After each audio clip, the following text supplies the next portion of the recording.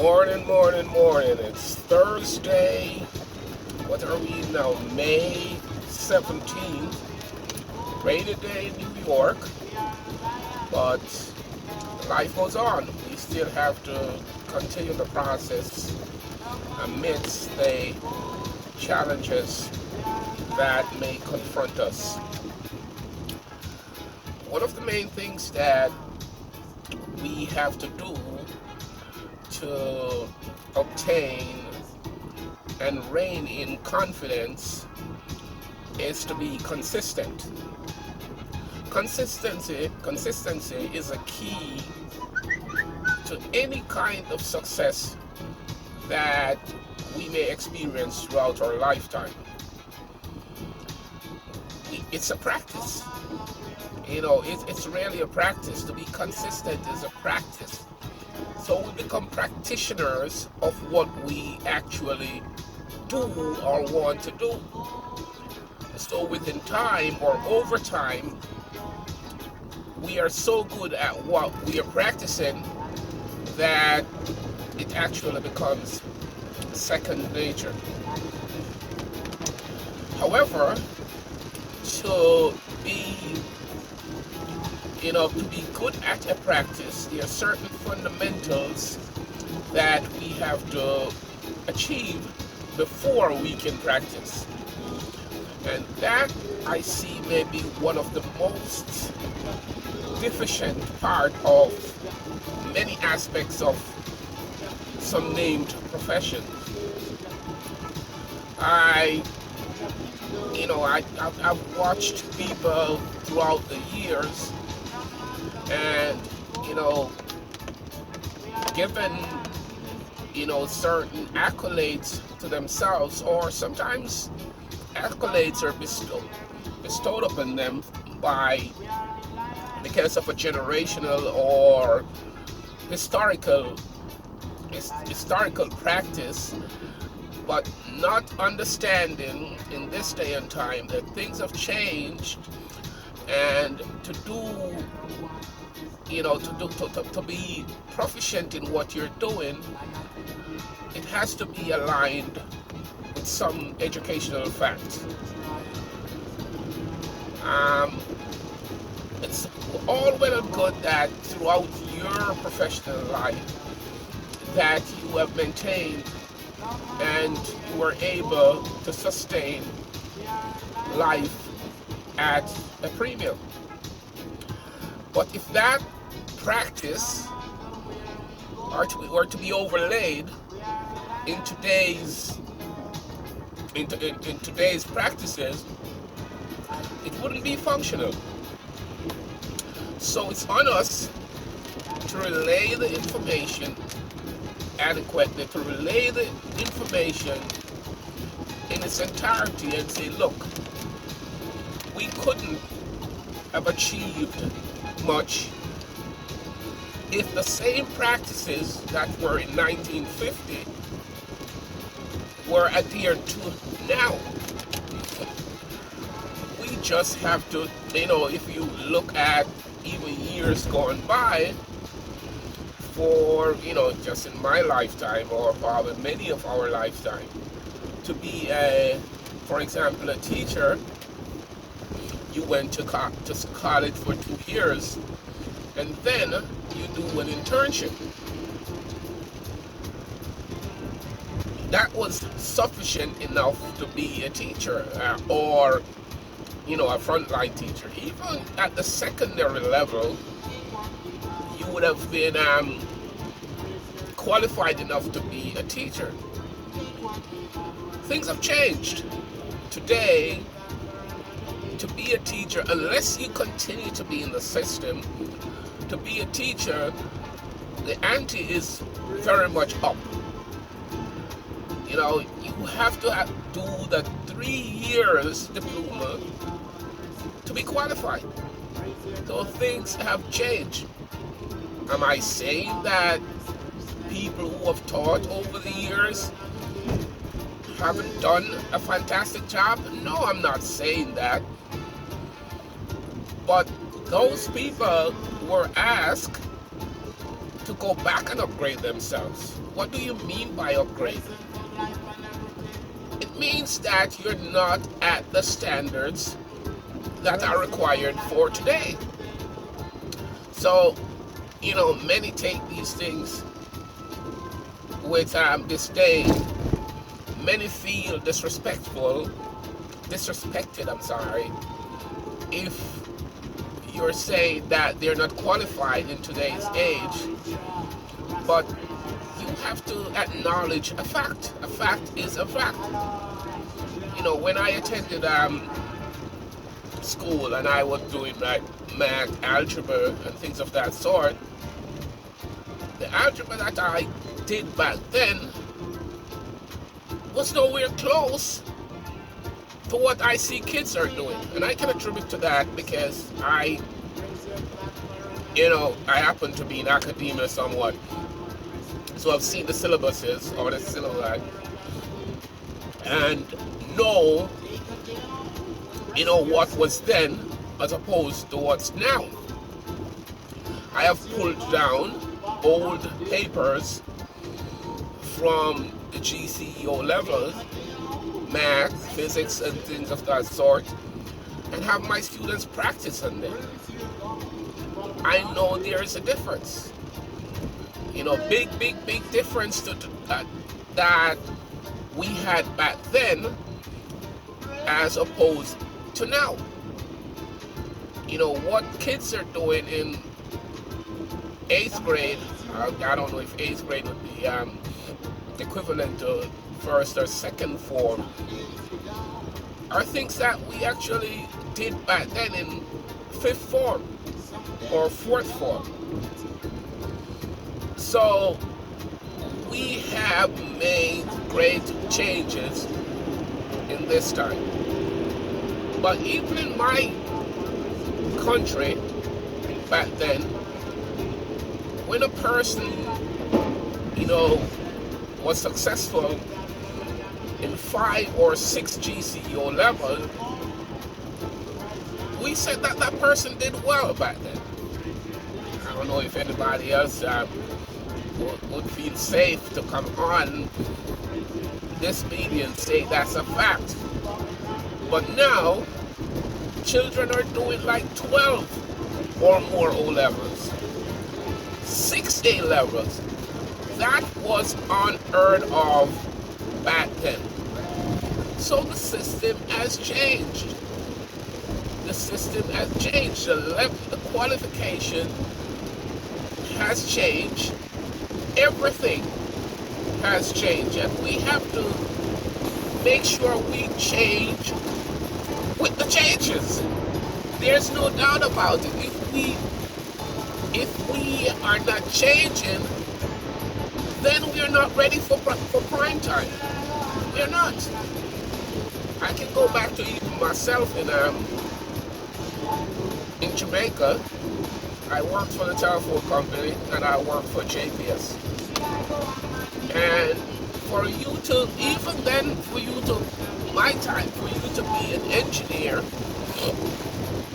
minimum qualification in those companies, I'm not saying there were differences in other companies, but the minimum qualification for being an engineer was having a bachelor's degree. So you had to go to UE, or for example, at this UE Trinidad for engineer.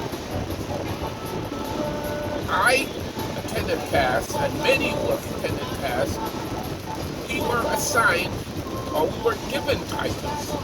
But the titles given, that my title, was technical support engineer. That's quite a different ballgame from being a straight engineer.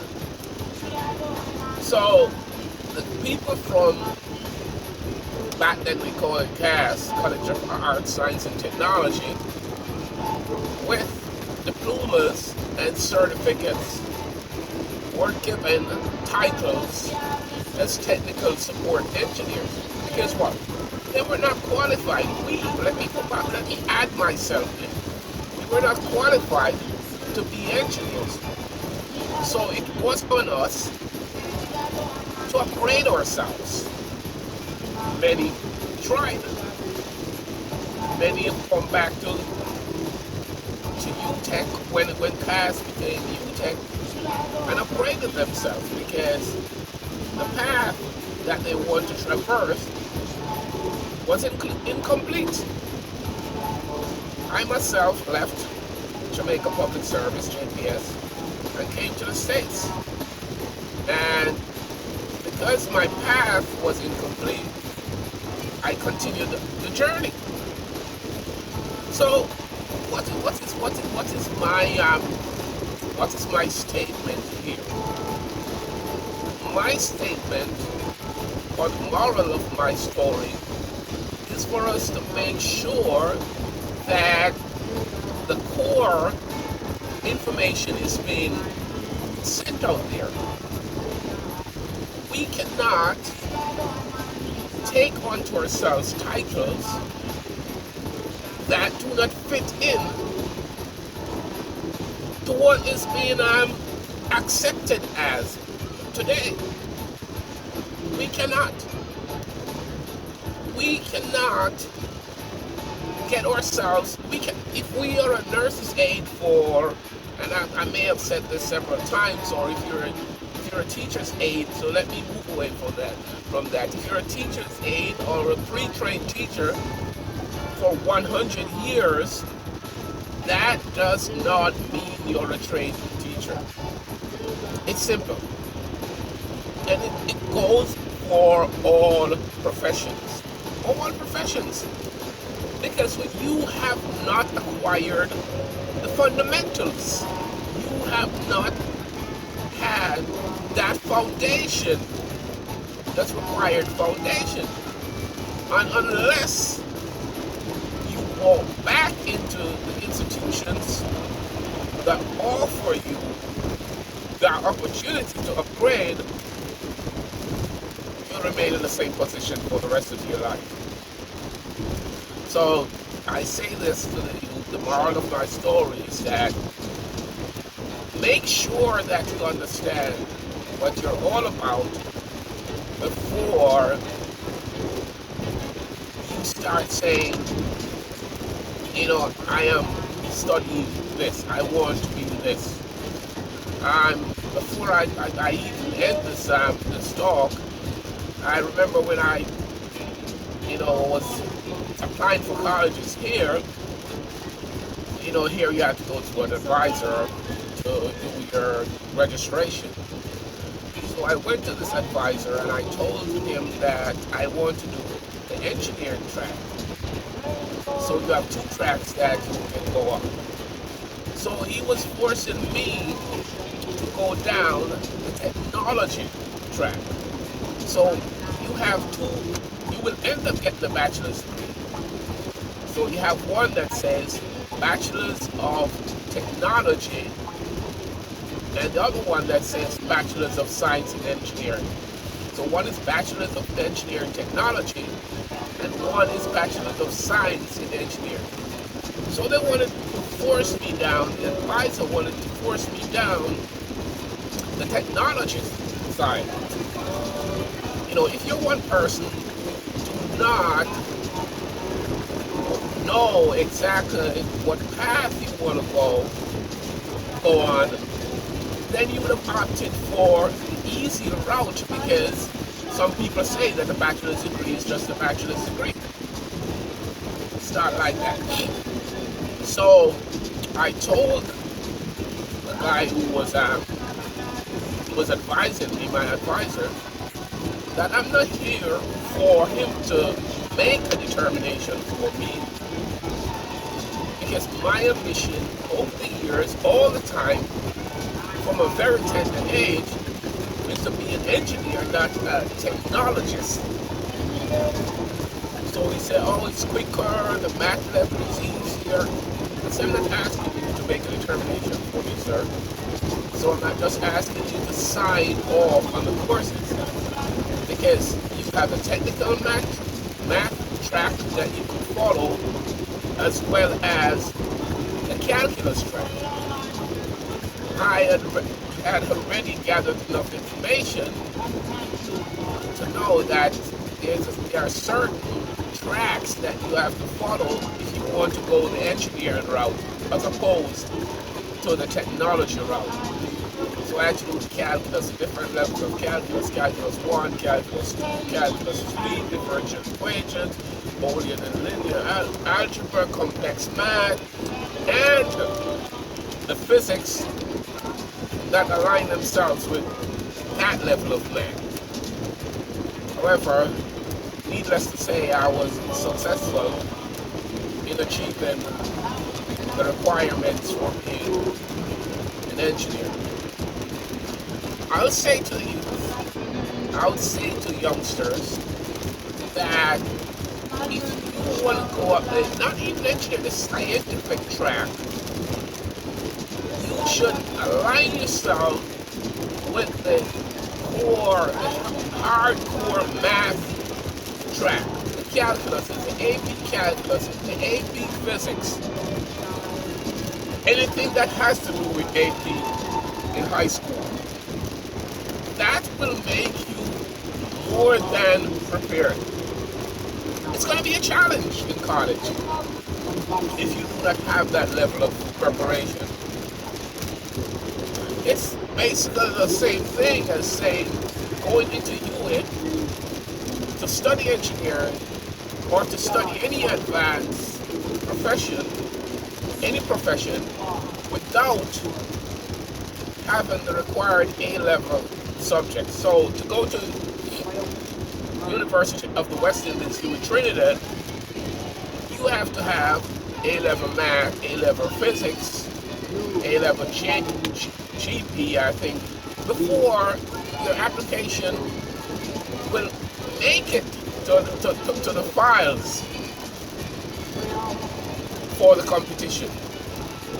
So, make sure that you have the level of studies. There are people who have, of course, gone into college without these. But the path or the journey is going to be lengthy. Because there are pre-courses, there are, what they call their preliminary courses that, you have to go through just to bring yourself up. Those are not a part of the credits that you'll be needed for graduation. So you may be in college for a year or 2 years and still have not touched on the credits that are needed for your graduation because you're just doing preliminaries. So I want to advise you guys to make sure it's easy or reach out to someone who has knowledge of the way colleges work. I want to advise you that if you're on your way to college, it's now June, it's almost June, it's May, why am I rushing? It's now May, and many are either going into their final year, I would say final month in high school, or going into the last grade, which is 12th grade here. Make sure your choices are good. Ensure that you make the right choices. As long, that should have been done long ago anyway, but you have to, it's never too late. It's raining now, it's never too late for a shower of rain. You can still start preparing yourself for just the requirements, the prerequisites for the path. I'm going to stop here when I say, this talk is brought to you on behalf of Ivan Etty After School and Tutoring Services, the place where education is a priority. So if you're in need of any kind of prep on your SAT math, physics, chemistry, algebra, anything that will point you in the direction of your dreams, please reach out to Ray. I am Ray Johnson, and I may be reached at 914-447-1819. Again, it's Ray Johnson at 914-447-1819. Summer classes, we're getting ready for summer classes, so let me know. And remember, it is Ivan Etty, after school and tutoring services. Please enjoy your school life and make good of your summer. Bless.